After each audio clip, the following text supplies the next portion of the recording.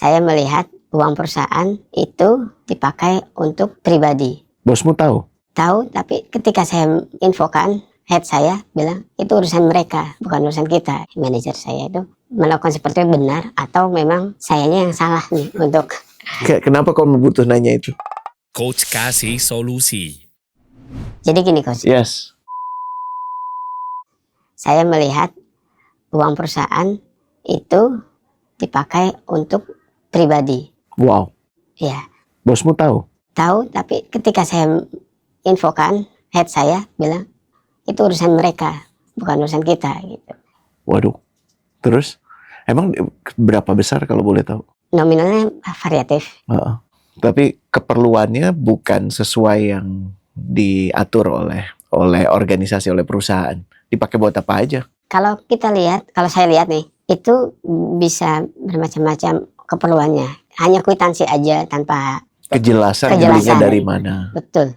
Oke. Tapi angkanya paling besar berapa? Bisa sampai 9 juta, 10 juta gitu. Dan itu terus berulang. 9 juta tuh proporsi dari berapa? Jadi petty cash berapa?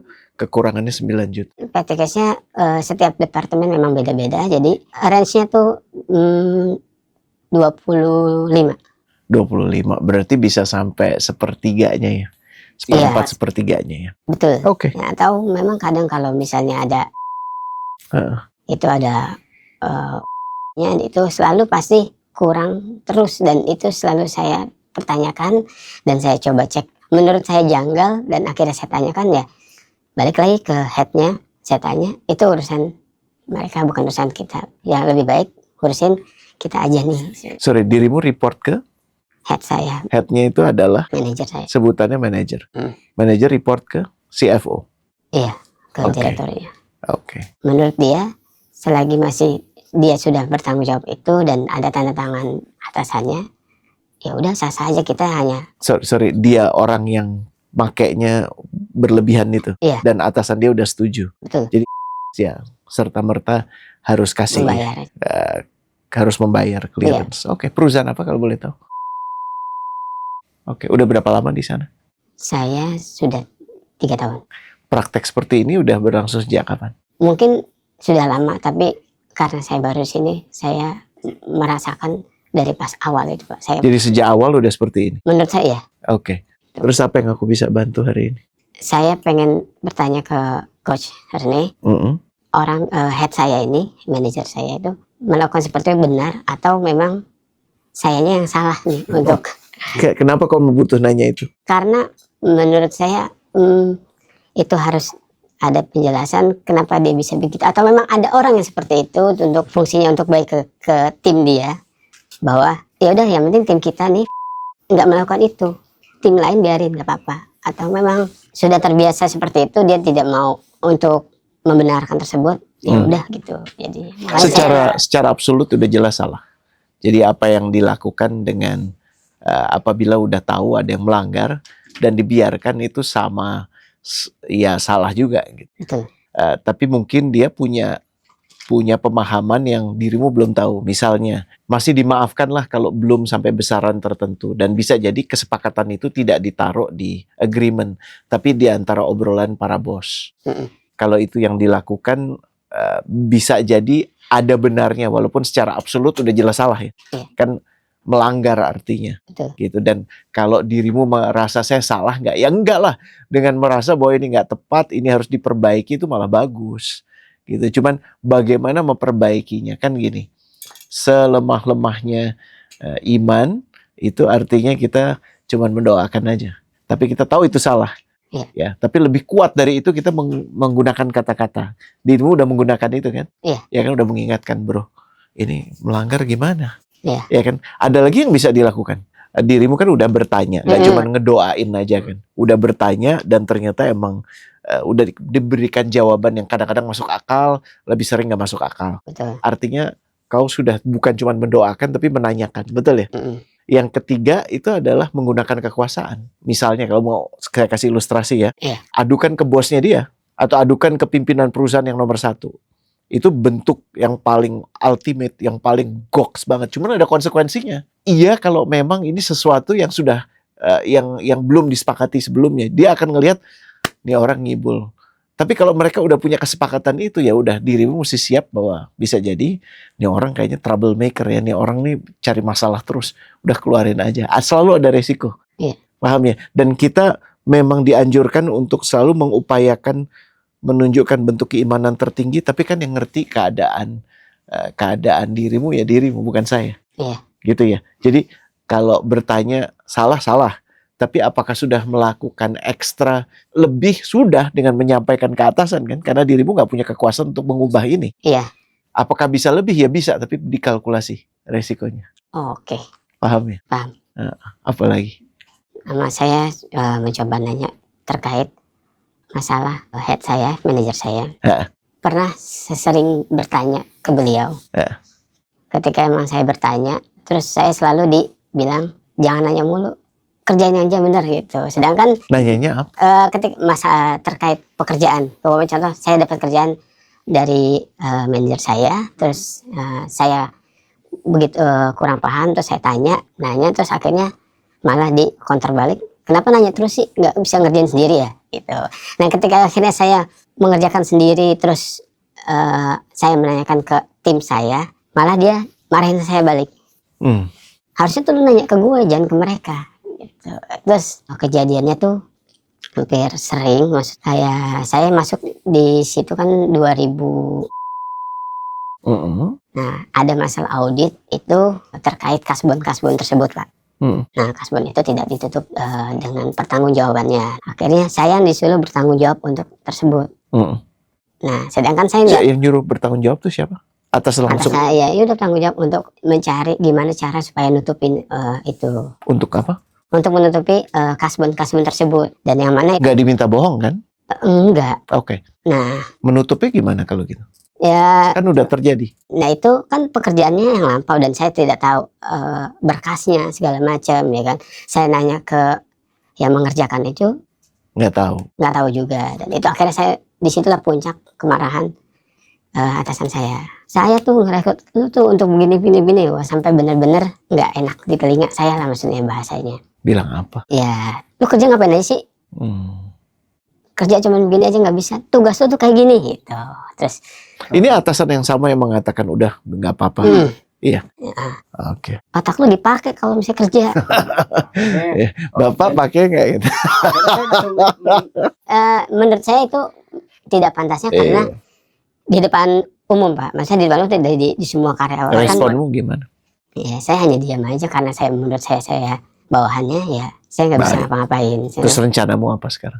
Saya datang ke sini untuk minta coaching karena saya sudah mental saya terganggu, kerasa ketika misalnya masuk kerja udah nggak semangat karena udah separah itu maksudnya bahasanya. Dan dirimu punya kesanggupan untuk berhenti sekarang? Itu yang menjadi kegelisahan saya Pak, karena ketika memang saya mengajukan berhenti, saya banyak tanggungan yang saya jalani. Udah berkeluarga? Sudah. Oke.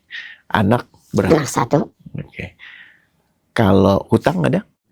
Saya alhamdulillah sekarang lagi hutang rumah Pak, KPR. Iya. Oke. Udah berapa? Jalan 6 tahun. 6 tahun. Masih berapa tahun lagi? 14 tahun lagi. 14 tahun. Jadi 20 tahun. Iya. Ada ya sekarang ya?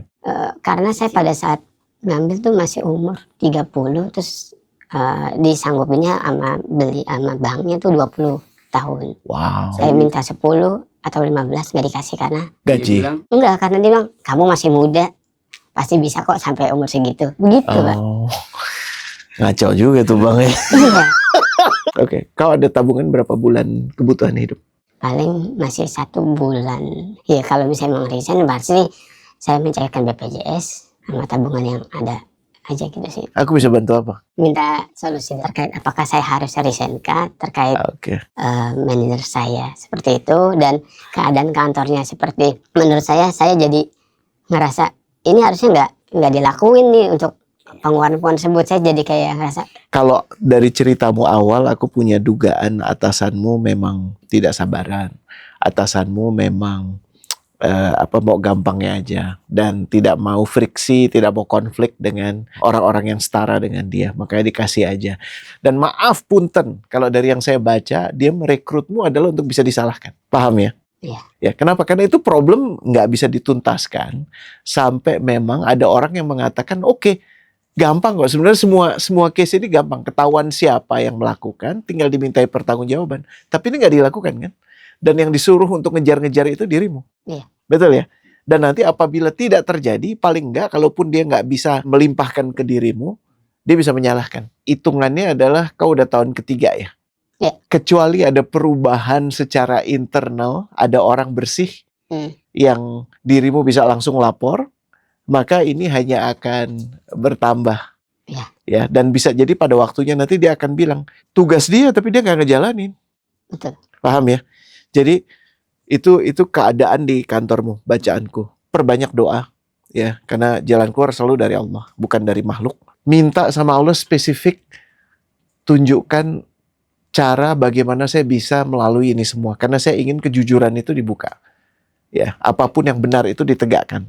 Ya, bisa jadi nanti Allah akan mengirimkan tanda dengan adanya orang-orang tertentu dalam hidupmu yang sebelumnya nggak pernah tahu. Contohnya misalnya ada bosnya dia tiba-tiba tanya ke dirimu gitu, ataupun kau punya kemampuan, punya cara untuk bisa menyampaikan ini. Ya, tapi di lingkup ini, di lingkup atasanmu, itu kemungkinan besar memang nggak baik. Kedua, kalau saya benar-benar menganjurkan untuk kau coba cari pekerjaan lain gitu kan. Kalau saya dalam waktu dekat bulan Februari ini akan ada namanya Job Connect, di mana kita bisa bertemu dengan perusahaan, bukan cuma sekedar lempar CV, tapi bisa saling mengenal. Ya, kira-kira sesuai apa enggak. Itu salah satu opsinya. Dirimu bisa partisipasi di sana.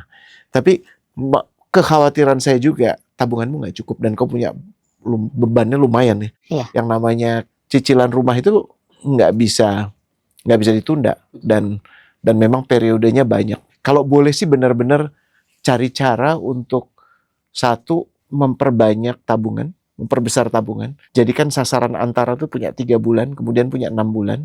Kalau tidak bisa dicapai dari sistem yang sekarang, coba mulai cari-cari cara lain juga. Saya nggak mau mengatakan side hustle atau bikin usaha karena itu juga berisiko. Tapi ada cara nggak untuk kau bisa meningkatkan pendapatan dengan cara yang kau tahu pasti bisa. Ya, karena 1 bulan tuh nggak cukup sama sekali. Tambah BPJS tuh bisa dapat berapa kira-kira? Kebutuhan berapa bulan? 2, 3? Ya bisa 3 bulan. 3 bulan. Jadi ada 4 bulan. Sebenarnya kau hanya perlu ngejar 2 bulan kalau gitu. Ya, tapi sebenarnya opsi ini jangan dibuka dulu sampai benar-benar harus. Iya. Ya, untuk BPJS itu. Dan sekarang benar-benar mulai cari dari network yang ada, siapa yang kau pernah kenal sebelumnya, ya. Coba tanya, mungkin nggak ada kebutuhan untuk staff. Tapi cari cara untuk meningkatkan. Iya. Ya, gunakan network yang udah ada. Kita kan udah kenal sekarang. Ya, kenal juga, kasih solusi, siapa tahu bisa. Jangan khawatir kalau soal mikir karir itu bukan soal naik jabatan yang lebih tinggi, tapi bagaimana kebermanfaatan tambah luas. Iya. Apa sih bisa sampai ke titik ini gimana cerita? Umurmu berapa sih? 35 tahun. Iya, masih muda. You still young, masih muda. Sampai titik ini gimana ya? Pertama, saya menjelaskan histori saya dulu. Sebelumnya saya bekerja sebagai office boy. Oh, oke. Di perusahaan daerah Senopati, yaitu perusahaan PT. Gue di sana juga dulu ya. Iya betul, Kita satu perusahaan jadi. Iya. Tahun berapa? 2011, 2012, saya sampai 2013 akhir, 13 awal. Karena Iya gue inget. Oh ya Allah. Saya kenal Pak Rene itu dari 2011, tapi pas 2012 itu belum jadi coach ya, masih Pak Rene jadi. Iya betul, nggak nyangka juga saya bisa sampai sini. Dibalas juga DM saya sama Bapak dengan kesibukannya Bapak. Saya bekerja dengan tulus dan jujur segala macam. Saya tahu orang-orang di sekitar saya itu baik semua. Nggak peduli dia seperti apa, tapi suatu saat pasti saya akan ditolong mereka. Pada saat BOD semua meeting, termasuk ada Coach Rene di dalam tersebut. Nah, saya menyediakan air untuk rapat. Salah satu BOD manggil. Nah, karena saya belum terbiasa dipanggil, akhirnya saya untuk menyambut, iya Pak, saya. Nah, bukan lu gitu. Lu gitu. Dan semoga yang ngomong bukan gue, itu kayaknya dia ngomong kayak gitu ya. Aduh, saya lupa Pak. Itu siapa? Nah, akhirnya ya ya Coach Rana itu yang ngasih tahu, nggak apa-apa. Saat ini kamu masih jadi OB, tapi nanti kamu bisa jadi seperti kita. Masya Allah, tengil banget sih si Yang Rana penting itu. kamu mau belajar gitu. Ya udah, dari situ saya akhirnya mau mulai belajar untuk kantor tersebut itu kan digital periklanan apa ya. Akhirnya saya mendaftarkan diri jadi publisher, bikin blogspot sendiri. Dulu tuh saya nggak bisa namanya nyalain komputer, laptop dan ngetik segala macam, nggak bisa, Pak. Tapi aku bersyukur bisa dipertemukan lagi, dan aku ingat sekarang pesanmu waktu itu. Kita nggak pernah tahu di titik mana kita ketemu lagi kan. Aku yang pasti atas semua kebaikanku zaman dulu minta maaf, atas semua kebodohanku minta maaf juga. Tapi aku senang lihat dirimu ada di sini. Dan satu hal yang paling penting, dirimu mesti lihat titik dari mengawali dulu sampai sekarang. Sehingga dari sekarang untuk kemana lagi wallahu alam. Tapi salah satu cara yang paling efektif sih, dan sudah dilakukan juga olehmu, adalah menjaga silaturahmi. Satu. Yang penting juga cari lingkungan yang baik. Kantormu yang saat ini, terutama si atasan ini, ada kepentingan yang dia mau coba lindungi. Dan aku khawatir kau yang akan dijerumuskan di situ. Jadi sekarang semua energi upaya harus berstrategi, tidak melepas, tapi berstrategi. Jangan naif. Tahu naif ya? Naif apa? Naif tuh polos. Ya, naif tuh bos gue baik gitu. Saya nggak ingin kau punya prasangka buruk, tapi harus hati-hati dengan yang seperti ini. Dan kau mesti punya bukti-bukti. Selanjutnya buka opsi. Buka opsi misalnya mau ke ikut Job Connect, aku sponsorin. Ya, biar dia ikutan, dirimu boleh ikut, tidak harus bayar. Ikut aja di Job Connect, kalau yang lain lo harus bayar. Ada di tanggal berapa, Fes? 31 Januari. Jadi ada 3 kali ketemuan online. Kau bisa masuk online kan?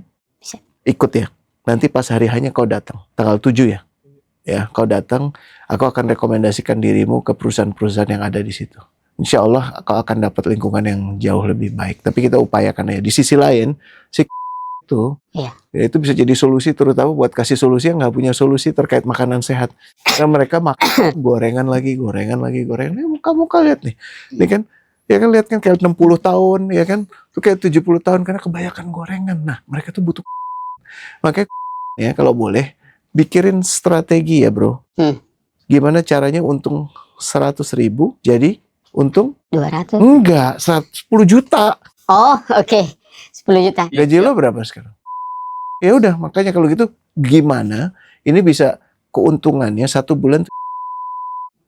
Bikin strateginya, datang ke gue. Oke, marketnya mesti gimana, promonya mesti gimana. Nah, buka 2 opsi itu. Karena hatimu baik, insya Allah orang-orang baik juga akan merespon. Oke, makasih banget udah menyempatkan diri hadir dan menyambung kembali silaturahmi kita setelah berapa belas tahun tidak ketemu. Ya, insya Allah ini jadi awal yang baik. Dan buat kawan-kawan, simak Kasih Solusi cerita kamu setiap Ahad jam 8. Jangan lewatkan, karena siapa tahu ada cerita yang relatable dengan lo. Dan siapa tahu berikutnya yang duduk di sini adalah lo. Makasih ya bro. Makasih banyak Coach. Coach Kasih Solusi.